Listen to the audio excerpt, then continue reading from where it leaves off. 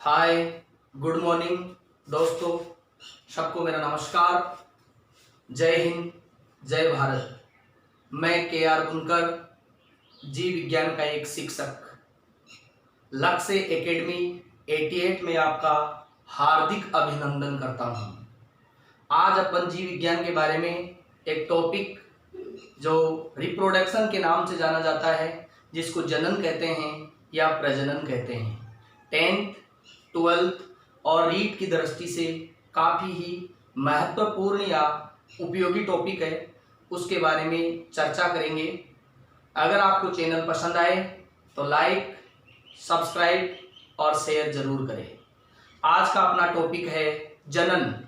जनन किसे कहते हैं, या जीव जनन क्यों करते हैं, या जनन कितने प्रकार का होता है, ये सारे डाउट्स आज अपन क्लियर करेंगे। तो चलो टॉपिक पे चलते हैं। पहला टॉपिक है अपना जनन। जनन बोल दो या प्रजनन बोल दो, बात एक ही है। जनन या प्रजनन को इंग्लिश में कहते हैं रिप्रोडक्शन। जनन, प्रजनन या रिप्रोडक्शन, जिसमें पढ़ेंगे परिभाषा। सबसे पहले जनन किसे कहते हैं दोस्तों, मैं आपको बताना चाहता हूं, सजीवों द्वारा अपने समान नई संतति उत्पन्न करने की क्रिया या फिर प्रक्रिया को ही जनन कहते हैं। जब नर और मादा युग्मक संलयन करते हैं तो नई संतति का निर्माण होता है, इसे ही क्या कहते हैं, जनन कहते हैं। छोटी सी परिभाषा है, सजीवों द्वारा अपने समान नई संतति उत्पन्न करने की क्रिया को प्रजनन कहते हैं। इतना क्लियर।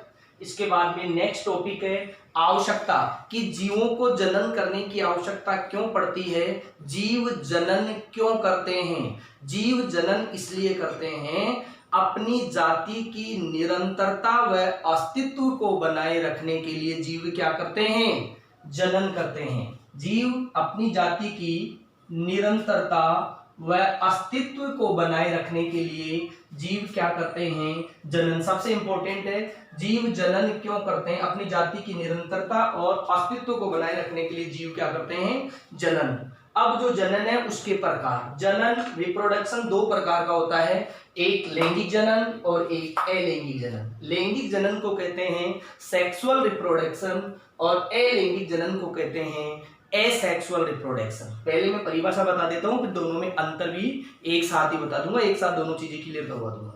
लैंगिक जनन वह जनन जिसमें दो जीव भाग लेते हैं, अर्थात ऐसा जनन जिसमें नर व मादा दो जीव भाग लेते हैं, युग्मकों का निर्माण होता है, युग्मनज बनता है, निषेचन की क्रिया होती है और फिर नई संतान का निर्माण होता है। ऐसे जनन को तो अपन लैंगिक जनन कहते हैं। और अलैंगिक जनन वह जनन जिसमें नर व मादा दोनों युग्मकों में से या दोनों जीवों में से एक ही जीव भाग लेता है और इसमें युग्मकों का निर्माण भी नहीं होता, युग्मनज भी नहीं बनते, न ही निषेचन की क्रिया होती है, बल्कि इसके द्वारा होने वाली संतति सेम के सेम अपने जनक के समान होती है। इसलिए इससे उत्पन्न संतति को क्या कहते हैं, कलोन कहते हैं। जबकि लैंगिक जनन से उत्पन्न संतति को क्या, कलोन नहीं कहते हैं, क्योंकि इसमें दो नर और मादा दो जीव भाग लेते हैं, जिसके कारण इनके लक्षण अपने जनक से कुछ न कुछ भिन्नता लिए हुए होते हैं। ठीक है, अब मैं आपको अंतर करवा देता हूं लैंगिक जनन और अलैंगिक जनन में। पहला है अपना लैंगिक जनन।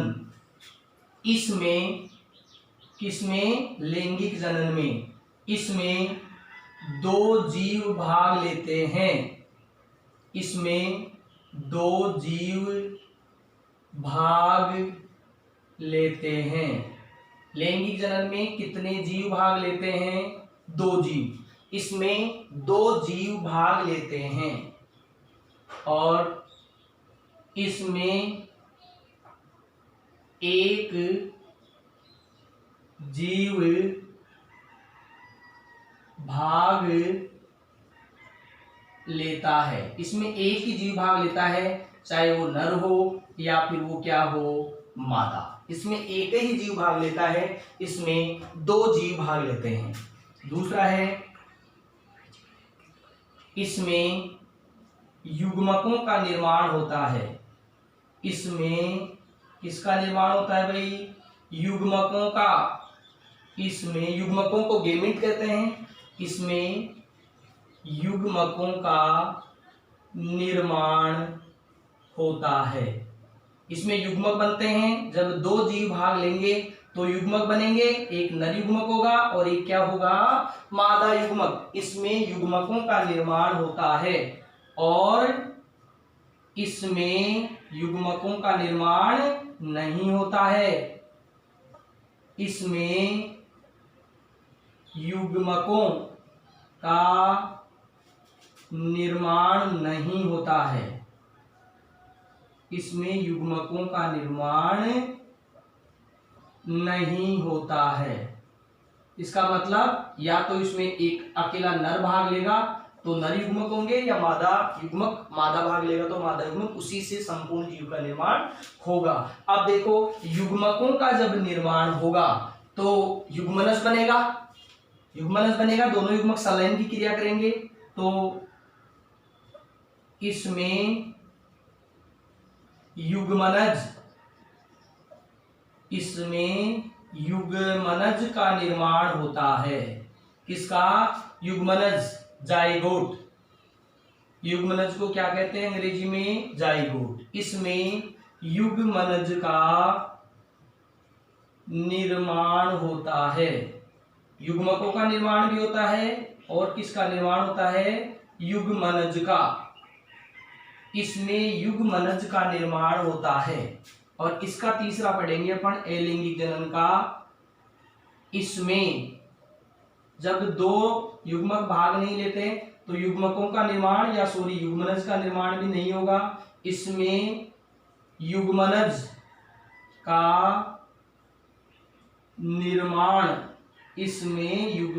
का निर्माण नहीं होता है, क्योंकि दो जीव भाग ही नहीं ले रहे भाई, तो युग्मनज का निर्माण कहां से होगा? इसमें युग्मनज का निर्माण नहीं होगा।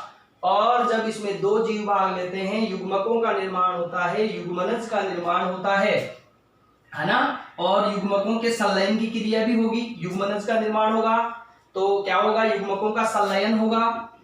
क्या होगा? युग्मकों का संलयन। इसमें युग्मकों के संलयन की क्रिया होगी तभी तो युग्मनज बनेंगे। तो ये भी लिख देते हैं अपन, इसमें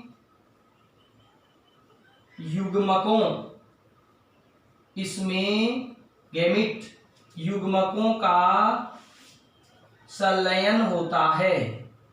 इसमें क्या होता है भाई? युग्मकों का संलयन होता है। नर और मादा युग्मक पास पास में आकर के एक दूसरे से जुड़ जाते हैं, जिसे संलयन कहते हैं। इसमें युग्मकों का संलयन होता है और इसमें युग्मकों का संलयन नहीं होता है, क्योंकि दो युग्मक ही भाग नहीं लेते, दो जीव भी भाग नहीं ले रहे। इसमें युग्मकों का संलयन,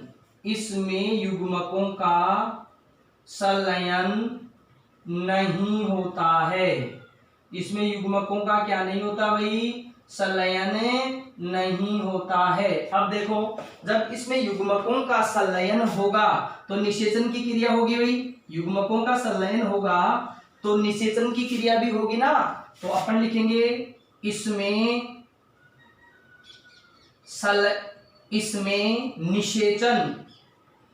निषेचन की क्रिया होती है। इसमें निषेचन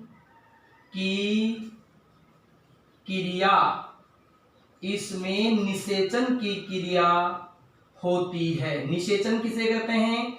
फर्टिलाइजेशन को, अंग्रेजी में जिसको फर्टिलाइजेशन कहते हैं। निषेचन क्या होता है? नर तथा मादा युग्मकों के संलयन की क्रिया को निषेचन कहते हैं। इसमें निषेचन की क्रिया होती है और इसमें निषेचन की क्रिया नहीं होती है। इसमें निषेचन मतलब फर्टिलाइजेशन, इसमें निषेचन की क्रिया नहीं होती है। इसमें निषेचन की क्रिया नहीं होती है। जब एक ही जीव भाग ले रहा है, युग्मकों का निर्माण नहीं होता, युग्मनज का निर्माण नहीं होता, युग्मकों का संलयन नहीं हो रहा, तो निषेचन की क्रिया कहां से होगी? निषेचन की क्रिया इसमें नहीं होती है। अब अपना अगला टॉपिक है छठा अंतर। इसके अंदर क्या है? छठा अंतर यह है कि लैंगिक जनन के अंदर दो जीव भाग लेते हैं, नर और मादा, और वो दोनों आकार और आकृति में एक दूसरे से अलग अलग होते हैं, तो उनके द्वारा होने वाली संतति भी आकार और आकृति में अपने जनक से हूबहू न होकर के थोड़ी सी क्या लिए हुई होगी? भिन्नता लिए हुए होगी। ऐसी संतति को अपन क्लोन नहीं कहते हैं, जबकि अलैंगिक जनन से उत्पन्न संतति सेम अपने जनक के समान होती है। इसका कारण यह है क्योंकि इसमें एक ही जीव भाग लेता है, तो इससे उत्पन्न संतति को तो क्लोन कहते हैं और इससे उत्पन्न संतति को क्लोन नहीं कहते हैं। तो अपन इसमें लिखेंगे इससे या इसमें, इससे उत्पन्न संतति, इससे उत्पन्न संतति को क्लोन नहीं कहते हैं। इससे उत्पन्न संतति को क्या नहीं कहते हैं? क्लोन नहीं कहते हैं। इंपॉर्टेंट है, क्लोन किसे कहते हैं? अलैंगिक जनन से उत्पन्न संतति को क्या कहते हैं? क्लोन। इससे उत्पन्न संतति को क्लोन नहीं कहते हैं। और इसमें क्या लिखेंगे? इससे उत्पन्न संतति मतलब होने वाली संतान, इससे उत्पन्न संतति को क्या कहते हैं भाई? क्लोन। बहुत ही ज्यादा इंपॉर्टेंट है। क्लोन किसके द्वारा उत्पन्न संतति होती है? अलैंगिक जनन से। इससे उत्पन्न संतति को क्लोन कहते हैं। ये सबसे इंपॉर्टेंट है, क्लोन किसे कहते हैं। अब क्यों कहते हैं इसका कारण मैंने आपको बता दिया है, एक बार और बता देता हूं। इससे उत्पन्न संतति को क्लोन कहते हैं क्योंकि ये जो संतति होती है आकार और आकृति या आनुवांशिक रूप से अपने जनक के समान होती है, हूबहू होती है, वैसे की वैसी ही होती है, इसलिए इससे उत्पन्न संतति को क्या बोलेंगे भाई? क्लोन। और इस संतति को क्या नहीं बोलेंगे? क्लोन नहीं कहते हैं। इसके बाद में अगला अंतर है अपना सातवां अंतर। अगला अंतर सातवां अंतर यह है कि जब इसमें दो जीव भाग लेते हैं, युग्मकों का निर्माण भी होता है, युग्मनज का निर्माण होता है, संलयन भी होता है, निषेचन की क्रिया भी होती है, तो इसमें समय ज्यादा लगेगा। यह एक क्या होती है? धीमी प्रक्रिया होती है। और यह प्रक्रिया कैसी होती है? तेज। यह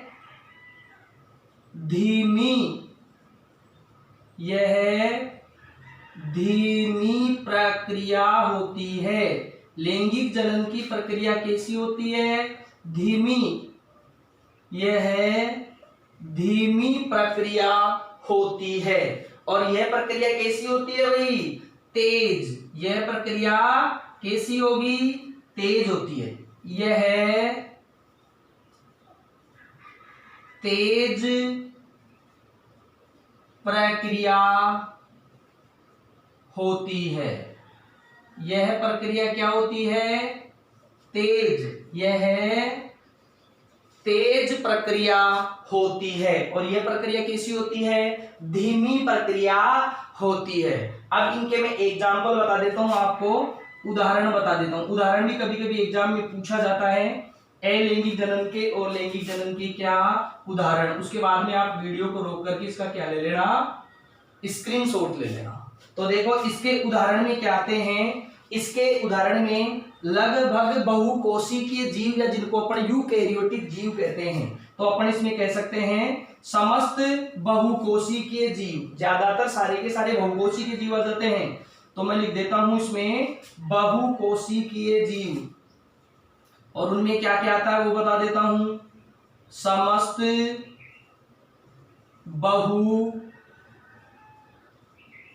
बहुकोशिकीय जीव। लगभग सारे के सारे कौन से जीव?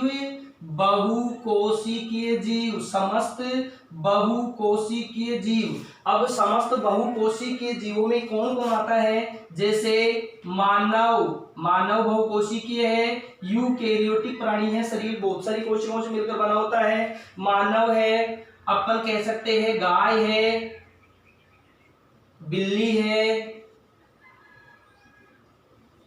कुत्ता है, पक्षी, बहुत सारे उदाहरण है आदि। लगभग सारे के सारे बहुकोशिकीय जीव किसमें आ जाते हैं? मानव, गाय, बिल्ली, कुत्ता, पक्षी आदि लैंगिक जनन करने वाले, इनके अंदर दो जीव भाग लेते हैं, दो जीव मिलकर के जनन की क्रिया करते हैं। इधर देखना चाहिए अलैंगिक जनन में, तो इसमें आ जाएगा लगभग क्या? समस्त, लगभग समस्त एक कोशिकीय जीव, लगभग सारे के सारे एक कोशिकीय जीव, समस्त एक कोशिकीय जीव। अब एक कोशिकीय जीवों में अपन उदाहरण देखें तो जैसे अमीबा, अमीबा एक कोशिकीय है, एक ही जीव भाग लेता है, इसमें नई जीव का निर्माण हो जाता है। अमीबा है, हाइड्रा है, अमीबा, हाइड्रा, यूग्लिना,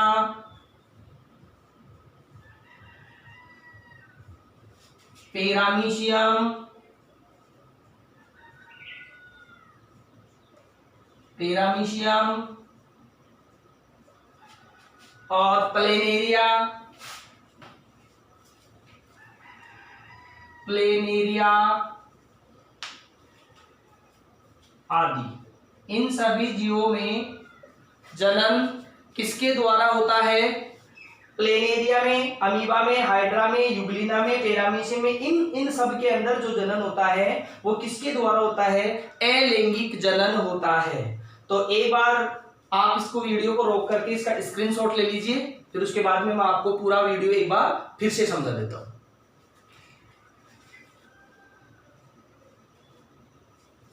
देखो शॉर्ट में बता देता हूं फटाफट पूरी डेफिनेशन वगैरह।